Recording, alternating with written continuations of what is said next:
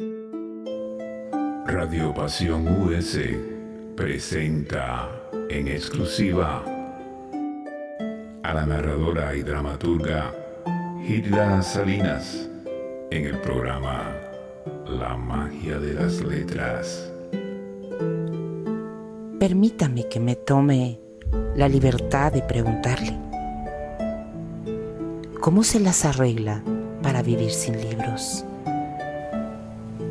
Emily Bronte. Solo aquí, en Radio Pasión US, seduciendo tus sentidos.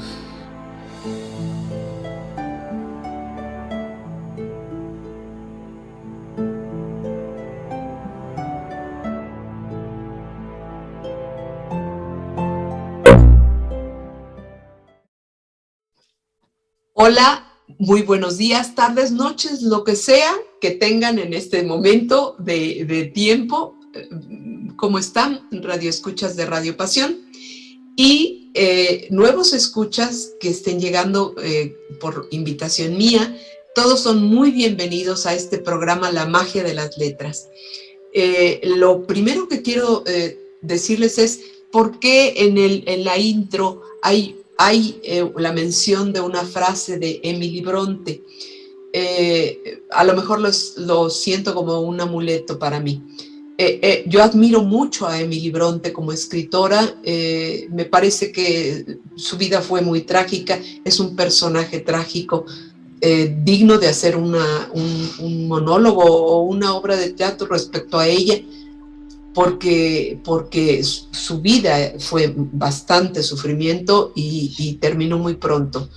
Entonces, bueno, pero ¿por qué admiro a Emily Bronte? Porque a pesar de pertenecer a una época tan lejana, fue una magnífica escritora, una escritora que rompió cartabones, que tocó temas que tan no los tocaban las mujeres que hacían novelitas rosas, bien hechas, pero rosas, que en algún momento los editores le dijeron a la hermana que la convenciera de quitarle ciertas partes o de reducir y ella se negó. Dijo que esa novela estaba así, era como estaba y que no pretendía moverle, ni tampoco iba a escribir más.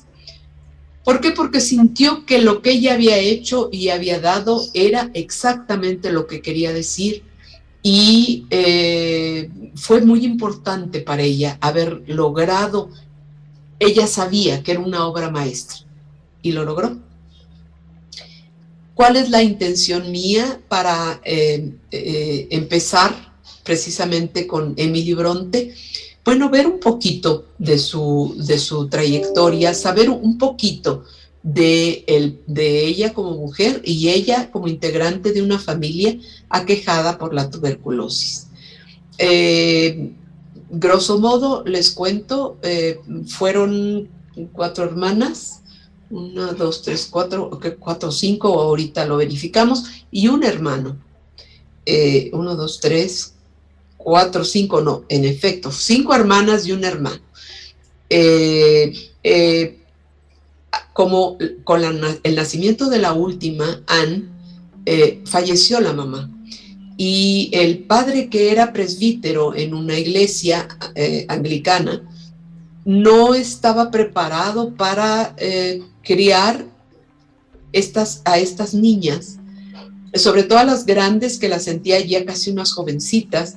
Entonces tuvo miedo de no saberlas educar como niñas, y entonces las mandó a un internado en una zona muy agreste, muy, muy difícil, con un clima extremoso, desagradable,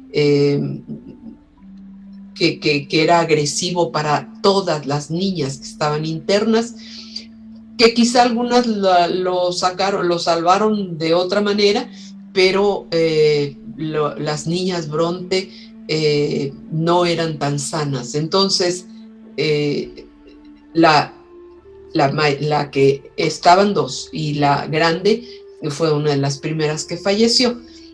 La otra era Charlotte, que siempre fue muy fuerte, siempre tuvo un carácter y era la que defendía a la hermana y defendía a las compañeras y defendía contra esta actitud agresiva que tenían los preceptores, los profesores de ese tiempo, sobre todo de una era en Inglaterra donde tenían que ser muy agresivos y esto se hace así y nadie repela. Sin embargo, fue una niña muy aplicada, fue una mujer que capitalizó su sufrimiento aprendiendo y se preparó al grado tal de pensar en que de aquí en adelante podía ella no solo hacerse cargo de educar a sus hermanas menores, que además tenía cercanía con ellas, sino también de abrir escuelas. Ella tenía una visión muy clara de lo que iba a ser la educación. En ese tiempo, y sobre todo en la zona que ellos vivían, ellos vivían en la iglesia, en una casa aledaña a la iglesia. Y en ese tiempo las casas no estaban cerca, estaban separadas porque eran casas que además tenían otras utilidades. Todos tenían caballos, pues se andaba a caballo y en carreta y carroza, y tenían siembras y tenían animales y qué sé yo. Entonces eran páramos medios solitarios y que no tenían ninguna de las ventajas que tenemos ahora, porque no había electricidad, no había drenaje, en fin. Regresa ella, mueren las dos hermanas mayores, regresa Charlotte a la casa y empieza a provocar la educación de sus hermanos, que eran tres: Emily, Anne y un hombre, Bradwell. Entonces, para provocar que tuvieran interés, empieza a crear junto con dos mundos paralelos que tenían conflictos entre sí. Y dos hermanos estaban en uno y dos hermanos estaban en el otro, y todo el tiempo era una creatividad. Pero estos niños no tenían cuadernos para escribir, ni tampoco plumas como estas, que además son kilométricas, ni tampoco lápices.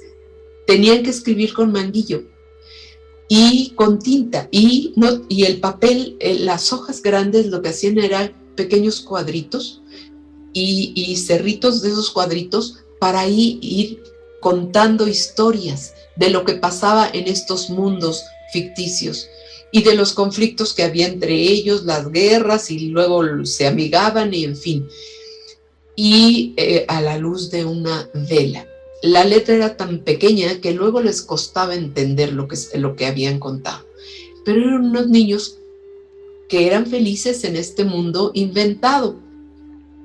Conforme fueron creciendo, la hermana mayor, viva, que regresó a la casa, por desgracia, los contagió. Tenían una tía también, una hermana de su mamá, que había venido a hacerse cargo de las chicas, porque Anne, la niña que quedó sin mamá, recién nacida, pues bueno, tampoco podía mandarse a un internado. Entonces vino ella y se hizo cargo de los tres chamacos que se habían quedado en casa. Y cuando regresó Charlotte, bueno, la tía estaba ahí pendiente de que aprendieran y de que hicieran, pero más bien se hacía cargo de las labores domésticas y de que pues ya váyanse a dormir, niños, y eso. Vivían de verdad en situaciones muy, muy, pues raquíticas, de dinero, de energías y de todo, y de amor también. ¿Por qué? Porque la tía pues la gente en ese tiempo no era muy cariñosa, no era de besos y apapachos. El papá tampoco sabía mostrar su amor, y a él le interesaba estar metido en cosas de la iglesia y ver que su iglesia estuviera así y asá, y que el domingo tuviera bastantes personas que vinieran a escuchar su sermón y etcétera. De sus hijos no se interesaba ni se preocupaba. Charlotte trajo el contagio de la tuberculosis y los 3 hermanos y la tía también se contagiaron. La tía terminó muriendo y entonces tuvieron una persona que les ayudaba con los quehaceres y porque también había que limpiar la iglesia y etcétera. Y vivían de las limosnas, eso era el único ingreso, ¿no? Entonces, conforme crecieron, las hermanas, Charlotte convenció a Emily de que se fueran a tomar cursos para ser institutrices y para ver si era posible poner algo como un instituto. Cosa que hicieron las dos y que funcionó bien durante un tiempo, pero resulta que Charlotte se enamoró del director. Y el director era casado y esto provocó que después de un tiempo de aislamiento, porque estaban aisladas de su familia, de su lengua también, no era en Inglaterra, ellas tienen que regresar a Inglaterra y al lugar en donde Hawthorne, que es el lugar en donde viven, y buscar otras maneras de colocarse como institutrices. Porque lo del instituto se queda en puntos suspensivos. Sin embargo, habían ganado algo de dinero y fue cuando el hermano dijo que lo que quería era estudiar la Academia de Artes de Londres y ellas lo apoyan. El padre tenía muy pocos recursos extras, ellas lo apoyan para que vaya y no es muy seguro de qué fue lo que hizo, si se gastó el dinero en darse el lujo de conocer Londres y de comer y de beber y de hacer y de pasear y nunca se inscribió, o sí tomó unas cuantas clases y luego ya no, pero ellas le seguían enviando cada mes lo que podían. Y en medio de todo esto, ellas empezaron las 3 hermanas, a escribir novelas. Porque Charlotte dijo, vamos a escribir cada una novela y las vamos a mandar a los editores. Sí, pero resulta que en ese tiempo las mujeres no eran editables. No había novelas escritas por mujeres. Había una escritora, sí, en efecto, pero ella vivía en Londres y tenía como alguna vara alta para ser editada. Pero todos los demás eran hombres. Entonces, ¿qué hacemos? Bueno, con la letra de su nombre, cada una se inventó un nombre de hombre y sí pusieron el apellido correcto. Y las mandaron a concurso o al editor. Y resulta que les gustaron las novelas y entonces las editaron, pero según ellos eran hombres. Tuvieron tanto éxito y que se vendieron muy bien y no sé cuánto, críticas buenas y etcétera, que entonces dijeron, vamos a pedirles más material. Pues bueno, se comunican, les mandan una carta y que por favor se presenten porque los quieren conocer y porque quieren firmar un contrato y no sé cuánto. A ellas dos no les queda más remedio, a las grandes, Emily y Charlotte, no les queda más remedio que ir a ver a los editores y decirles la verdad, que tuvieron que hacer esto porque sabían que si ponían sus nombres reales se iban a encontrar con un impedimento para ser consideradas antes de leerlas. Bueno, se hizo lo del contrato, entonces se comprometieron las 3, aunque en realidad Emily ya no lo hizo, a escribir una segunda novela. Yo leí ya las 2 de Charlotte. Son novelas, sí, como de amor y desamor, muy, muy como de la época, la otra escritora que en ese tiempo se publicara y que además se ha hecho varias películas de sus novelas es Jane Austen. Y las novelas de Charlotte son del estilo de Jane Austen, pero Emily no. También las de la chica, aunque sí habla un poquito más crudo que Charlotte. Yo me imagino que Charlotte tenía una mente comercial y ella sabía que si pisaba callos o tocaba temas escabrosos, a lo mejor no le publicaban más. Entonces, o a lo mejor ni siquiera la publicaban la primera. Entonces, como que con esa mentalidad escribió, mandó la primera y la segunda también. Y Anne, la chica, tuvo como una actitud de decir, bueno, no tan pegada para acá, pero tampoco para allá. Fue un poquito más arriesgada y tiene como mucho que ver con vivencias de ella como institutriz, porque le consiguieron un trabajo como institutriz había otros reverendos que vivía cerca y él quería que educaran a sus hijos, entonces mandaron a Anne para que atendiera a los niños. Como en ese tiempo yo creo que no se le había declarado abiertamente la tuberculosis, porque pues yo jamás hubiera pagado a una maestra o maestro para que viniera a educar a mi hija a sabiendas de que tenía tuberculosis y que era contagiosa, ¿no? Pero, bueno, supongo que no la tenía tan declarada o no tenía tanta cercanía porque no usaba cubrebocas, eso sí es seguro, y vivía ahí mismo en esa casa o en esa residencia.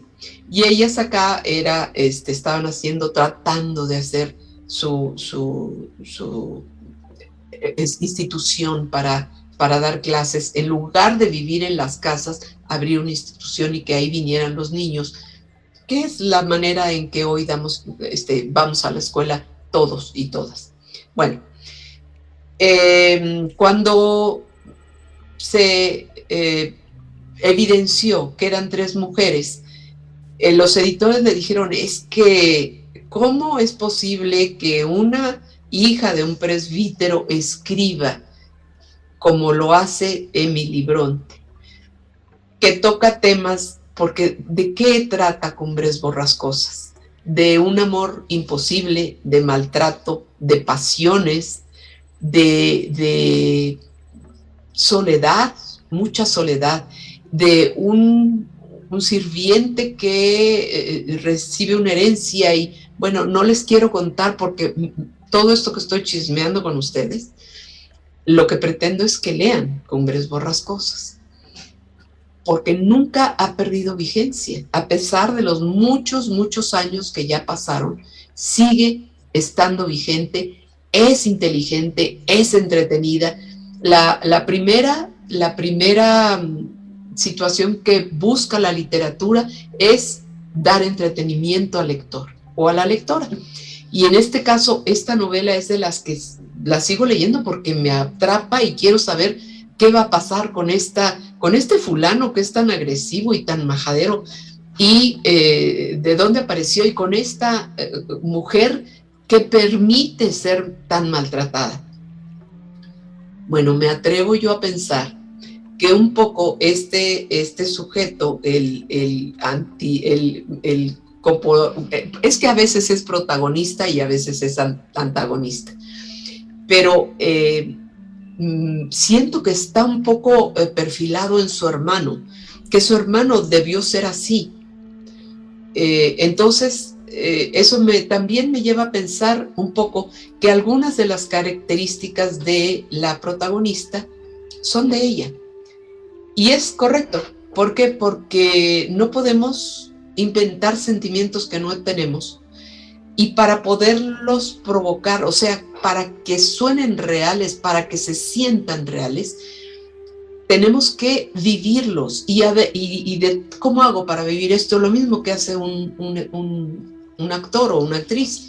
Busco una referencia, un momento en mi vida que yo haya tenido esta situación, este sentimiento, y entonces lo identifico y lo llevo al papel para que otra persona lo perciba. Porque quien no tiene una pasión y la desborda del papel, no la puede transmitir. Entonces yo siento que esto fue el método que ella utilizó de revivir situaciones. Pero bueno, la cuestión es que ella querían que le bajara 2 rayitas a las pasiones y a las emociones tremendas que tenía en su novela, y ella dijo que esa novela era como era. Y es una obra maestra, así que no se equivocó. Y no porque le publicaran o no, estuvo dispuesta a darles gusto. No hubiera sido justo. Bueno, esta escritora y estas escritoras, yo reproduzco fragmentos en una novela, en un libro de relatos biográficos que se llama Equilibrio en la cornisa 1, que por cierto, y valga el comercial, se puede conseguir en libro electrónico o en edición bajo demanda en Gandhi, en cualquiera de sus sucursales, o a través de Mercado Libre, y en otros lados como en Chile, en Argentina, a través de este sistema de edición bajo demanda, Chile, Argentina, España, Ecuador, Colombia, Perú, y desde luego México, en cualquier lado se puede comprar. O me lo pueden pedir a mí, y esto es una invitación para que, si quieren, me contacten a través del correo de la editorial, que es Trópico de Escorpio. Ese es el nombre de editorial, Trópico de Escorpio. Pero el correo es trópico de escorpio, pegada la @, @gmail.com. Trópico de Escorpio @gmail.com. Y yo soy Gilda Salinas, y con mucho gusto, si ustedes me contactan y me hacen comentarios o me dicen que quieren escuchar o tienen dudas de cómo quedó el asunto de las hermanas Bronte, o quién sabe en dónde lo pueden comprar, o me quieren decir alguna otra cosa, con mucho gusto ahí nos podemos poner en comunicación, y a través de este correo yo les respondo, y lo que gusten será un pasito más allá de que me vean en su pantalla, en la pantalla de su computadora o de su teléfono, y de que me escuchen, porque empezará a ver la interacción y será padrísimo. Bueno, la biografía novelada de este Equilibrio en la cornisa 1, que es de 16 mujeres con muerte trágica, de eso trata el libro.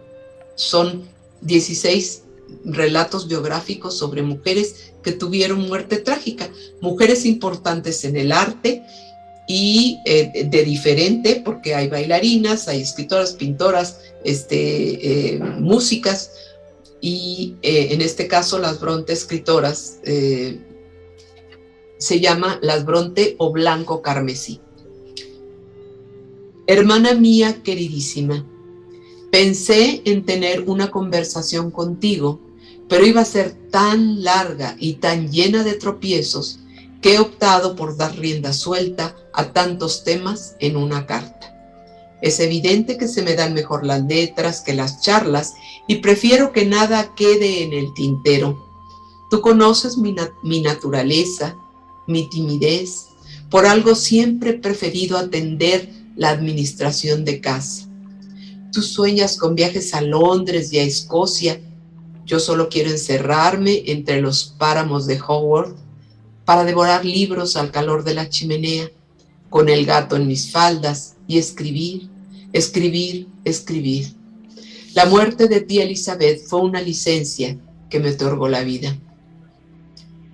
Sé que en principio te resistirás a aceptarlo, Charlotte, que como bien dices, evitas mirar hacia atrás o hacia adelante y siempre miras hacia arriba. Pero sabes tan bien como yo que el mal de vivir se ha enseñorado en mi persona, y estoy dispuesta a cederle mi cuerpo a cambio de esos raptos de creatividad que me han permitido dar a luz cumbres borrascosas. Yo, a diferencia de Anne y de ti misma, no creo que me alcancen las fuerzas, ni siquiera el tiempo, para planear y estructurar otra novela como esta. Podría decir que me costó la vida y estuvo bien empleada. Por tanto, hay que aceptar que la enfermedad del artista es una plaga inevitable que arrebata y deja algo a cambio. Lo sabemos, Aunque se beban galones de leche y se coman tarros de miel, no hay manera de detenerla. ¿Para qué alimentarme si mi cuerpo rechaza la comida? ¿Para qué mal usar los meses que restan en luchas y lamentos? Que mal avance en paz, y así podrá regalarme otro poco de placer y de tiempo. No sé si será peculiar en mí, pero tengo una sensación de absoluta tranquilidad cuando pienso en la muerte. Veo un reposo de nada. Ni la tierra ni el infierno puede romper. Nada que la tierra ni el infierno pueda romper. Y tengo la seguridad de un más allá infinito, sin sombras ni penumbras. Es la eternidad. Ahí la vida no tiene límites en su duración, ni el amor en su simpatía, ni el gozo en su plenitud. Por tanto, te pido seas generosa una vez más. No te opongas, yo estoy conforme, y no con pesar, sino satisfecha. Así que esta carta es un poco mi memoria, y antes que nada, necesito agradecer tu inmenso amor a la familia a la que pareces cargar en hombros. Irónico, tú tan bajita, nos cargas desde que empezaste a enseñarnos con el silabario. Justo como las protagonistas de tus novelas, una mujer aislada e indefensa que se tiene que enfrentar al destino dispuesta a perder o a ganar. Vives llena de ideas, de planes, de combustible, un motor encendido a pesar de que sé que a veces el pesimismo se te cuela en el ánimo. Quieres vivir y hacer, y luego temes dejar el mundo de los vivos como cada uno de nosotros. Y el panorama se vuelve sombrío, y dices que eres muy fea y otras tonterías que son contagiosas. Pero de nuevo surge tu nervio y el temple, y ya estamos otra vez afanándonos para seguir adelante gracias a ti, porque, dices, la monotonía y la muerte son lo mismo. Padre es el primero que ha ido soltando la carga en tus manos. Se ha vuelto más excéntrico, ya ves cómo creció su temor a un incendio, pone más cubetas de agua que nunca. Creo que se siente tan solo, tan culpable, que es mejor distraerse con mil cosas de la iglesia, de la política y del gobierno, o de la sangrienta guerra irlandesa que no ha cesado a pesar del acta de ayuda. Un mundo que es suyo y nuestro, aunque nos sea ajeno. ¡Qué contradicción! A fin de cuentas, lo único que nos separa de la tierra de Padre es el Canal del Norte. Pero no es mi objetivo distraerte con cosas que tenemos sabidas y hasta un poco dichas, sino reconocer que no has contado con ninguna ayuda en tu cruzada contra la plaga blanca de los Bronte, que no es más que la lucha contra la muerte, y yo te digo, resiste, hermana mía, amadísima. Si alguien puede ganar la batalla, eres tú. Resiste por cada uno de tus 6 hermanos, por nuestra madre y hasta por nuestra querida ama de llaves que tanto oró por nosotros. Resiste en nombre de todos y en especial hazlo por mí. Pon tus ojos en el hombre que siempre te ha amado y cásate. Llena tu existencia porque vas a quedarte muy sola. Sabemos que muchas de tus ideas han valido oro, que el inventarnos nombres masculinos para enviar nuestras novelas a los editores fue una genialidad, mi querido Currer Bell. La llave mágica que volvió felicidad tantas horas literarias. Y lo mismo hubiera sido la escuela, un éxito.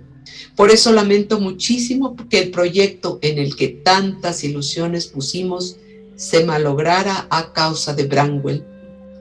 Comprendo la reacción de los textileros de Howard, que, conociendo sus terribles aficiones al alcohol y al opio, pusieron en tela de juicio la capacidad de las hermanas Bronte para educar a sus críos, a pesar de la creciente demanda de centros de enseñanza. Tenía razón. Las institutrices han empezado a quedar atrás y el tiempo de aislamiento en Bruselas era una inversión maravillosa para nuestro porvenir, incluso una inversión amorosa para ti, aunque hubiera quedado en mera ilusión. Pero nosotras y nuestro entorno quedamos contaminados con las pendencias del preferido, y es de él de quien quiero hablar ahora. Durante años fuimos responsables de fomentar su carácter caprichoso y díscolo, y de los estallidos de violencia que soportábamos con mimos. Consentimos lo que ninguna educadora debió hacer, y la tolerancia de padre fue desmedida. Era su orgullo, el que mereció una gran habitación, el que iba a llevar su apellido allende el tiempo y las generaciones, un apellido modificado de Brunti a Bronte, porque padre deseaba hacer eso, una tormenta. Y lo mismo esperaba de nosotros, sobre todo del Junior, tormentas de sabiduría, de preparación, que nos llenáramos de conocimiento. Y sí, mientras fuimos pequeños, Branwell parecía lleno de cualidades, siempre rebosante de imaginerías, de destellos, un paladín rodeado de mujeres que idolatraban cada posibilidad, aun siendo apenas un esbozo.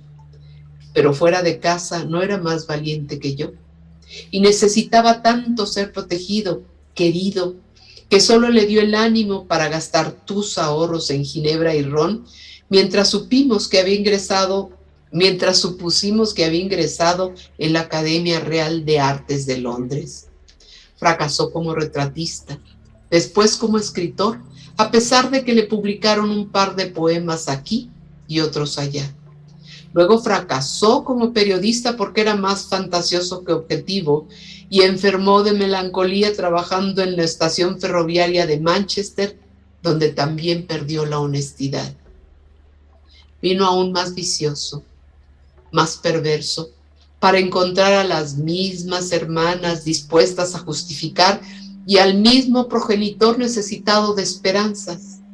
Pero lo que no tiene perdón es haber perturbado el trabajo de Anne como institutriz en casa de Edmund Robinson. Bien sabía que el reverendo era viejo conocido de padre. Bien sabía que Anne era querida y respetada en esa casa. Y que si nuestra hermana pequeña consiguió que lo emplearan dando clases a los niños, fue por ayudarlo, por levantar su ánimo. No sé si Lidia correspondió algunas veces a sus pretensiones amorosas, como él dice. Supongo que sí, con fundamento. La diferencia de edades entre ella y el reverendo podrían haberle empujado a desear sentirse amada por un poeta vigoroso, 16 años menor y en apariencia mundano. Pero eso no importa. Al final, la señora Robinson decidió poner un freno y él no fue capaz de respetarlo. Ahora veo que su obsesión y su loco amor tan alardeado fue el pretexto justo para ahogar el lógico dolor en vicios. Los vicios que ella misma procuró con las ayudas que le enviaba a fin de quitárselo de encima después de la muerte de su marido. Tú sabes el infierno que vivimos con sus delirios, las amenazas de suicidio, la impresión y la congoja de padre cuando supo que incendió su cama. Era un poseído tan perverso y cínico como el héroe de sus escritos, y ya no había redención. Cierto, tu sentencia de no incluirlo en el poemario fue cruel. Esperabas forzarlo a sacudirse, solo que las medidas correctivas resultaron vanas, y en ese tiempo te odié. Debo confesar que te odié con todo mi ser y mi timidez, y tuve que callarlo. A fin de cuentas, eres un año mayor. Conforme pasa el tiempo, más veo a Heathcliff en Branwell y viceversa. Sus arrebatos, la locura, el mundo en el que se encerró para ganar en adicciones sin que nadie lo perturbara hasta el final, cuando arribó esa calma resignada con un aspecto casi etéreo.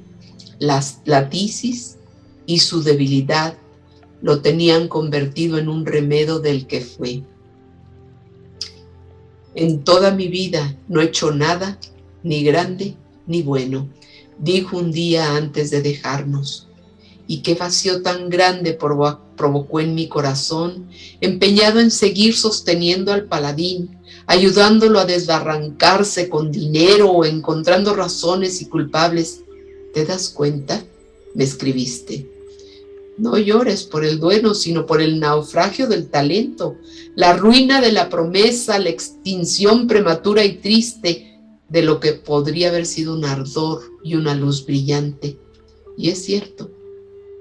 Pero el corazón sangra sin esperar anuencia, así que lloré mientras tú te tragabas la pena.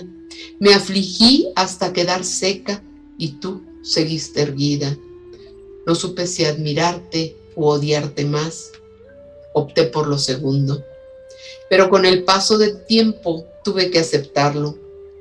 Existía un culpable y no era la viuda de Robinson, no. Tampoco a Anne o yo, o tú o padre. Branwell tenía casi 30 años y cada quien está obligado a responder por sus actos aquí y allá, donde el Señor pasará lista. Al menos tuvo tiempo de arrepentirse. Vuelvo a ti, Charlotte.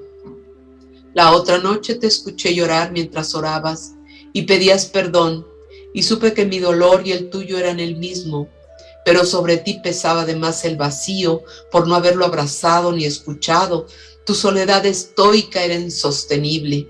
Entierra el sentimiento de culpa que pesa sobre tu ánimo y míralo no como esperabas que fuera, sino como fue. Un poeta atormentado y un gran novelista que no pudo crecer como persona. Se quedó en Angria jugando con el duque de Zamorna, igual que yo me quedé en Gondal protegida por la reina Augusta Almeda. En cambio, Anne y tú salieron de nuestras aldeas imaginarias para triunfar. Me enorgullece que la pequeña, tan amorosa y creyente, haya encontrado la otra arista para convertir en novela ese amor por el hermano al que ya perdonó. Y es de ella, de Anne, de quien debo hablar ahora. Confieso que me dio tanto dolor aceptarlo que estuve tentada a cerrar los ojos, pero ¿con qué objeto? Recuerdo que cuando padre nos sacó de Cowan Bridge, asustado por la muerte de las hermanas mayores, Anne y Branwell eran uno solo. Él hablaba por los dos, pensaba por los dos y tomaba decisiones aún pasando sobre la pequeña. Debo confesar que tuve celos de esa tiranía y de sentirme tan lejos de su afecto, pero me cuidé de mostrarlos. Entonces, cuando ideamos escribir nuestros libritos, propuse cambiar parejas para equilibrar las aldeas. Tú eras la mayor, así que podías llevar de la mano a la pequeña, y yo me quedaría con Branwell para hacernos uno. Pero tomaste la delantera. Jan resultó mi aliada. De hecho, fui yo quien entró a su aldea porque Gondal ya existía, con toda la gente y la riqueza de su creatividad. También te odié en ese tiempo, Charlotte. Odio y admiración revueltos. Envidiaba las aventuras que surgían de Angria. Eran tan de ustedes y todo se volvía una competencia injusta porque nunca supe defenderme hasta que aprendí a quererla, a Anne, por la bondad de su corazón, e hice de Gondal mi refugio. Fuimos unos niños tan felices en esos mundos de letra minúscula que apenas podíamos contener los sueños. Aún hoy preferiría volver a territorio conocido y a lo que empecé a llamar felicidad. Y pensar que no teníamos papel suficiente para el juego hoy nos sobra, igual que los manguillos y la tinta, salvo que la creación se ha vuelto tarea responsable. Ya no solo es divertida, también duele y oprime el pecho y me hace sufrir, y los ojos ven menos cada día, pero sigue siendo un mar de satisfacciones. Retomo. Anne tiene ahora un enorme sentimiento de tristeza. Cree que abandonó a Branwell y siempre ha cargado con la idea de haber provocado la muerte de mamá porque la asocia con su nacimiento. ¿Te acuerdas de la larga agonía? Mary, pobre hermana nuestra, apenas tenía 7 años y nos sentaba en la sala para leernos el periódico, y Elizabeth, tú y yo queríamos escucharlas por sobre los gritos de madre, no hacer ruido y no llorar, absurdo. Qué martirio tan doloroso, no por causa de Anne. Y aunque tía Elizabeth la haya mimado como hija de su vientre, sé que cuando tuvo conciencia se sintió culpable de nuestra orfandad y de las consecuencias, porque padre no tuvo más remedio que mandar a sus 4 hijas al pensionado. ¿Cómo iba a educarlas siendo hombre? ¿Darle instrucción a Patrick Branwell? Sí. ¿Dejar a la recién nacida con su cuñada? Sí. Pero instruirnos, imposible. Sabemos que Cowan Bridge era un castigo, el aire de los pantanos, la lluvia que caminó a la capilla nos dejaba la lluvia de camino a la capilla nos dejaba empapadas, tiritando por horas, tantísima hambre y abandono. El pensionado era una condena inmerecida, sobre todo para Mary, niña buena. Siempre me he preguntado por qué Miss Andrews la odiaba. Los castigos la fueron consumiendo y a pesar de eso siempre nos cobijó en un abrazo, siempre nos dio consuelo, como lo cuentas en tu novela. Hoy pienso que cuando ella y Elizabeth volvieron a casa para morir, fueron regando la plaga blanca con cada escupo, así que a nuestro regreso ya éramos una familia señalada. Más temprano que tarde pasaría el cobrador a llevar lo que le fue prometido. Nuestra hermanita está cada vez peor. A pesar de su belleza, la palidez aumenta y los ahogos se hacen notorios. Ya no resiste el menor esfuerzo. La tos se volvió devastadora y ella es frágil, más que nosotras, aunque coma mejor. Me temo que no vivirá mucho más que yo, así que procuremos hacerle gratos los días, que no se exija demasiado ni en la escritura, pero sobre todo que no perciba que hay malas críticas para su segunda novela. Retráctate de tu estúpido comentario de que es inapropiada, porque no lo es. Y la pequeña merece la enorme satisfacción de haber triunfado con la inquilina de Wilfield Hall. Es mucho mejor que Agnes Grey, como quise hacerte ver.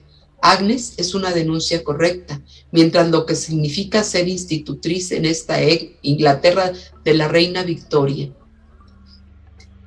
La majadería del poderoso, las ofensas del rico e ignorante, evidencia el peso de encariñarse con los niños que siempre serán ajenos y la vocación por sobre todo y a pesar de todo.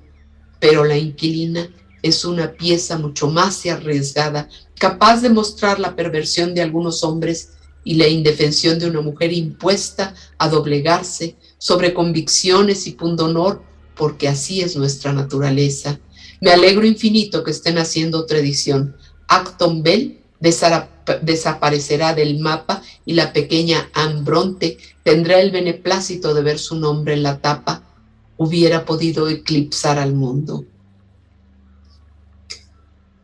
Este es el último fragmento que les leo. También Cumbres fue rechazada por ti, por la opinión y por los que presumen de saber.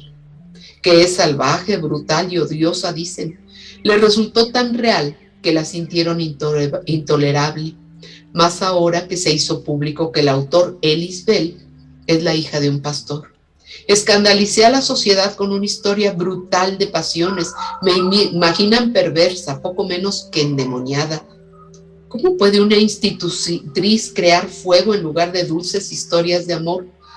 Me amarga, hermana querida, me desilusiona y te incluyo.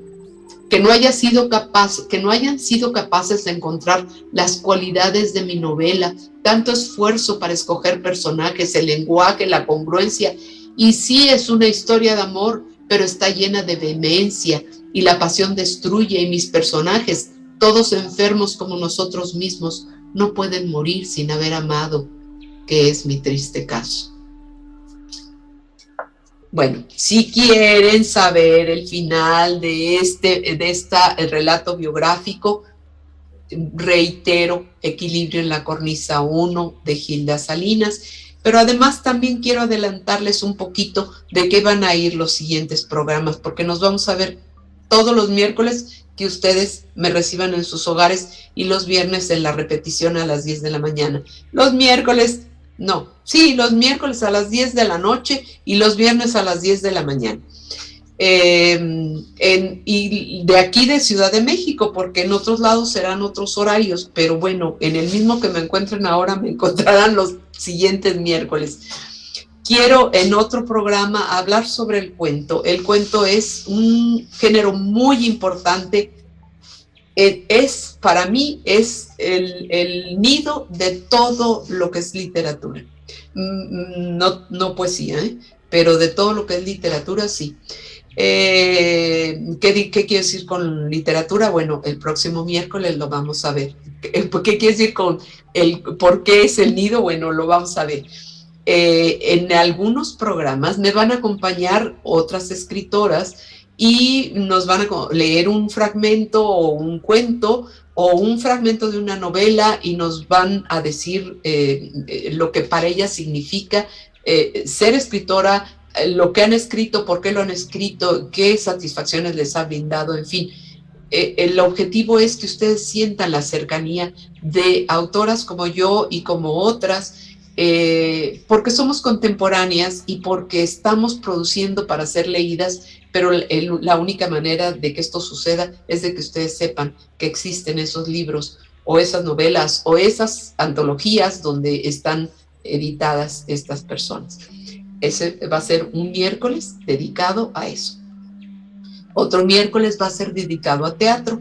También vamos a leer algunos fragmentos de obras de teatro. Vamos a hablar sobre el teatro que se está haciendo en la actualidad, sobre las posibilidades de puestas en escena, cuando más o menos en febrero, que es cuando revive el teatro.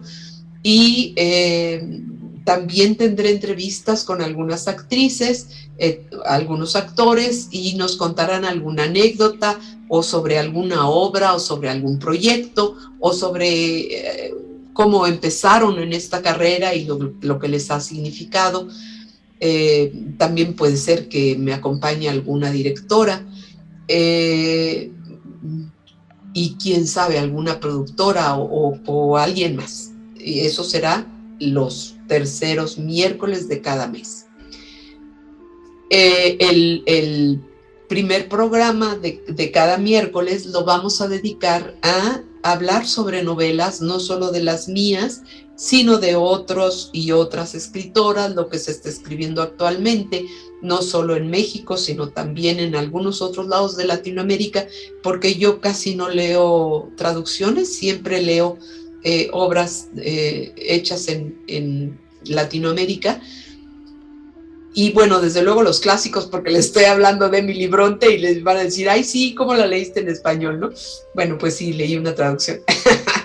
Pero bueno, a lo que me refiero es que a mí me gusta mucho la forma en que escribimos los latinoamericanos, porque tenemos nuestra manera de decir y de sentir, y nuestro mundo tiene mucha similitud en toda América Latina. Por eso sí, leo esto que me alimenta. El escritor siempre se tiene que alimentar de lecturas.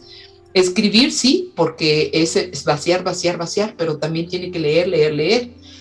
Y yo leo mucho latinoamericano. Entonces vamos a hablar eso en el primer programa. De otras novelas, les leeré otros fragmentos, no solo de mis novelas, sino también de otras autoras que están vigentes, y a lo mejor algunas ya no están aquí en este plano, pero sus trabajos son extraordinarios y los vamos a compartir también. Y en el último programa vamos a hablar de, ya no me acuerdo de qué, así que mejor ni les digo, porque a lo mejor les digo una mentira, pero por aquí lo apunté. Ah, ya sé, vamos a hablar de literatura LGBT. Y ahí también vamos a meter algo de poesía LGBT y de todo el proceso que tuvo que vivir el mundo para admitir la edición de contenidos LGBT, que ha sido un viacrucis largo y tedioso. Ya veremos algunas anécdotas de escritores y escritoras que tocaron puertas mucho tiempo y que no quisieron editarlos o ni siquiera les contestaron ni media palabra. Entonces creo que es un mundo que también hay que tocar, y también habrá recomendaciones para quien quiera adquirir esas ediciones, esos libros. También con mucho gusto yo les voy a compartir los títulos, la editorial y dónde se pueden adquirir. Y bueno, aquí nos vamos a estar viendo. Como ya les dije, sí me interesa mucho que haya retroalimentación, que me digan lo que opinan de esto que les leí, y espero haber provocado en ustedes el gusto, el deseo de leer Cumbres Borrascosas, que estoy segura de que les va a gustar. Si son lectoras, lectores, aunque no sean tan hambrientos como soy yo, estoy segura de que les va a gustar. Y si no la han leído antes, mucho más, pero si ya la leyeron hace mucho, vale la pena una releída. Y si además de eso quieren saber en qué termina este relato biográfico que está en Equilibrio en la Cornisa 1, creo que será el momento, porque lo pueden encontrar en libro electrónico, en libros bajo demanda, como ya les había comentado, en todos estos lugares, y se los llevan por Mercado Libre, y bueno, es la maravilla, qué cosa tremenda. Y otras mujeres que vienen aquí en este libro son Rosario Castellanos, que conocen ustedes. También tengo 3 reinas, porque me pareció que eran personajes muy importantes, o reinas o cabezas de gobierno, porque tengo a Indira Gandhi, a Lupe Vélez, que fue una mexicana que hizo varios de las grabaciones de las películas cortas, eran mediometrajes que hacían El Gordo y el Flaco, y ella era la dama bonita, y porque sí era muy bonita, y además fue la esposa de Tarzán del de a de veras, y le daba sus golpes que se portara bien. Y tengo a Nelly Campobello, una mujer también con un destino trágico, a Mata Hari desde la visión de su hija, a Isadora Duncan, a Violeta Parra y Edith Piaf, y a otras que ya no les hago la lista larga, pero en fin, son relatos biográficos y desde luego están situados en un lugar cercano a la muerte, que nos permita hacer una referencia de sus vidas para llegar a una situación tremenda de muerte, porque no todas fueron por enfermedad, sino hubo de todo. Y Equilibrio en la Cornisa 2 es sobre hombres, pero este es sobre mujeres y es muy rica. Es tan rica que generó monólogos que han estado producidos por Silvia Pasquel para estar en su foro Silvia Pasquel, como El Último Aliento, que hicimos 12, y luego 4 de hombres y 8 de mujeres, y ahora con Horas Contadas. Así que, como verán, pues sí tengo algo de cercanía con el teatro, porque también hago obras de teatro, soy dramaturga, y esto me permite estar contándoles desde dentro. Bueno, se llega el momento de despedir. Ha sido un gran placer. Este es mi debut. Me siento muy satisfecha. No me puse nerviosa. Todo fluyó. Espero que para ustedes haya sido agradable escucharme y compartir estas historias interesantes. Y pues bueno, ya más o menos se dieron cuenta de toda la historia de la familia Bronte, pero no crean que ya la tienen toda conocida. Les falta un cacho. Los abrazo, les deseo un excelente año, que sobre todo tengan salud, pero que no nos falte el trabajo y no nos falte las ganas de seguir haciendo cosas. Bendiciones. Gracias.